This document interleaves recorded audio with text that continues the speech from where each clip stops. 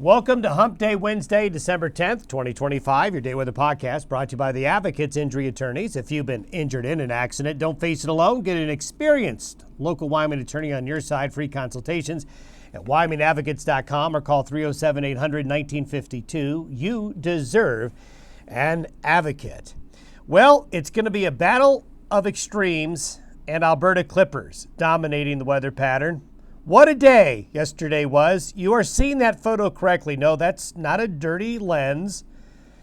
That is debris blowing across Interstate 25 yesterday.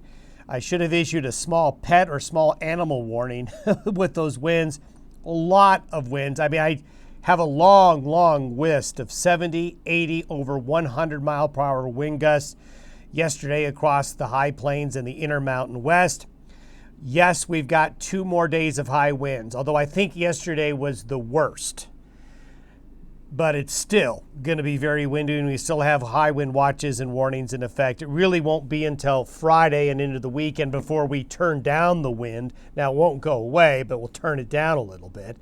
And we have 2 extremes. I mean, we have an extremely mild Pacific air mass right up against an extremely cold and anomalously cold Arctic air mass over Canada and portions of the north central United States. And the Rocky Mountains are just in between.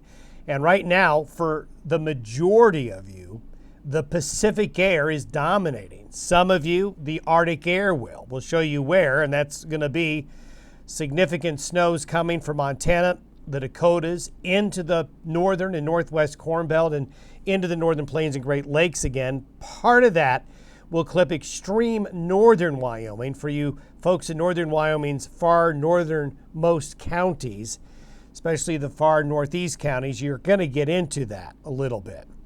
All of our weather here over the next couple of weeks, taking a look at the long term, it's going to be really determined by that North Pacific Omega block that we showed you yesterday. You may say, how does the weather over the Bering Sea, how could that affect what happens with our weather here? Well, I tell you, it's everything, especially this time of year. And we'll show you that here in a moment. Well, lots of beautiful sunrises yesterday. In fact, yesterday didn't start off bad. But you remember the old sailor's adage, red sky at night, sailor's delight, red skies in the morning, sailors take warning. Well, that really was apropos to yesterday, but just beautiful skyscapes to start the day. However, as the day wore on and those pretty clouds went away and those pretty scenes like you're seeing there in northwest Colorado, well, things ramped up in a hurry.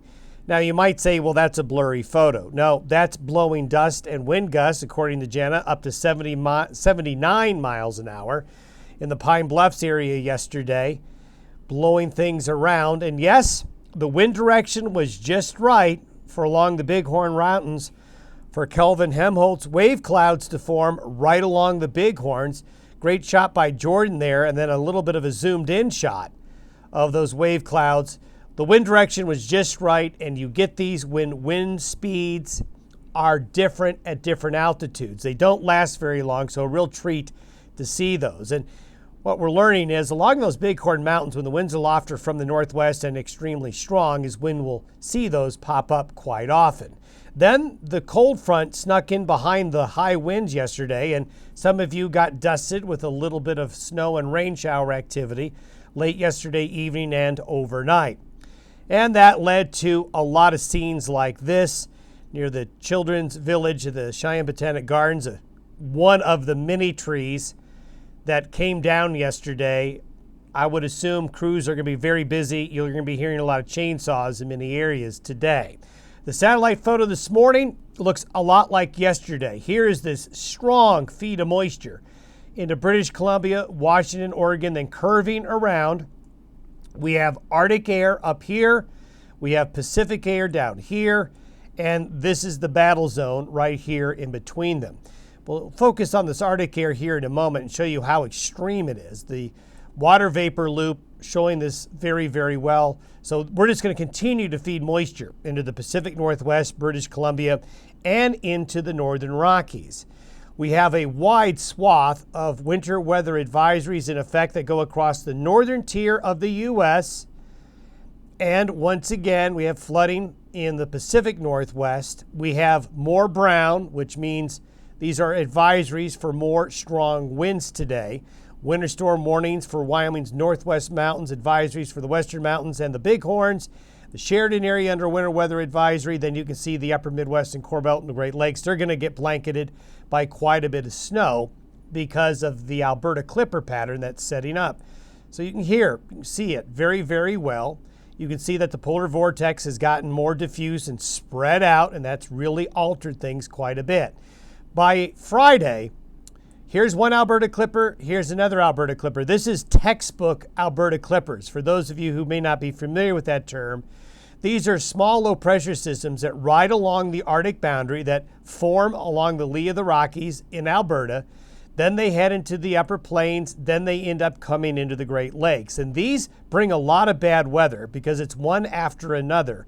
This one will be followed by this one. And underneath this, you get wind, you get moderate to sometimes heavy snows, and frigid temperatures. So that's going to really hammer the northern tier and the Great Lakes, while this high pressure ridge dominates with Pacific air near the divide and west of the divide. The wind looks like this today. Again, pretty bad along the east slopes of the mountains, but not as widespread as yesterday. These are today's winds. These are tomorrow's winds. Then we will see them peel back a little bit for Friday and Saturday. Why? Because the Arctic boundary shifts more northeast with those Alberta Clippers, and the gradient relaxes a little bit. This is the precipitation between now and Sunday morning. So you can see the path that these Alberta Clippers take going just like this, and there you're going to see the snowfall along there. We talked about extreme northeastern Wyoming and the Black Hills getting into the mix. You're right on the edge. I mean, the razor's edge. Literally, it may not snow much in Buffalo, but you might get a few inches in Sheridan. But as you get up here into the deeper Arctic air, you're going to see more widespread snows. And you can see, look at the path of the Clippers.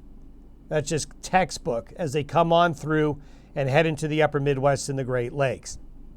But there's a large swath of the southern and western United States where your reality is completely different. This reality is the opposite of this one, depending on where you are. And if you look at where the Arctic air is going to be by 11 a.m. on Friday, wherever you see the gray, that's where you're below 0 Fahrenheit. So you can see as we advance into Saturday morning, you can see the cold air coming from the Northwest Territories right along that boundary.